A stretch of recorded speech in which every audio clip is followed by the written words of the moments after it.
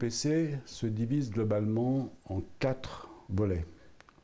Le premier volet, c'est le volet d'infrastructure, ce qu'on appelle le volet d'infrastructure, c'est-à-dire qu'il y a une mise à niveau technique, une remise à niveau technique des plateaux hospitaliers, des plateaux des centres de santé.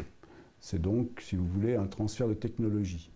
On apporte des équipements qui font défaut pour que les ophtalmologistes puissent les utiliser et puissent avoir des activités. Le second volet, c'est le volet de lutte contre la maladie, c'est-à-dire que nous allons mettre en place dans nos projets, on va proposer des stratégies de lutte contre les maladies cibles qu'on s'est fixées. C'est-à-dire, par exemple, si on prend l'exemple de la cataracte, qui reste toujours la première cause de cécité dans les pays en développement, nous allons développer des stratégies mobiles, c'est-à-dire qu'on va mettre en place des équipes qui se déplacent en véhicule 4x4 pour aller au plus loin possible dans les villages pour pouvoir opérer ces populations qui sont très souvent isolées et qui n'ont pas les moyens de se déplacer.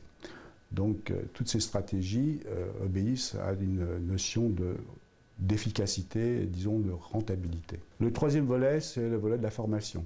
C'est vrai qu'il est illusoire un petit peu de mettre en place des structures et des équipements si on n'a pas les personnes qui vont les mettre en œuvre.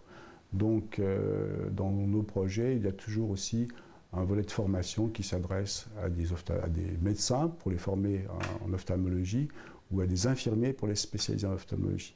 Et ça, c'est un volet qu'on considère quand même comme très important et qu'on essaye au maximum donc de pousser dans ces projets. Le quatrième volet est le volet de supervision et d'évaluation. C'est-à-dire que nous allons suivre, nous allons superviser ces projets au cours de leur vie.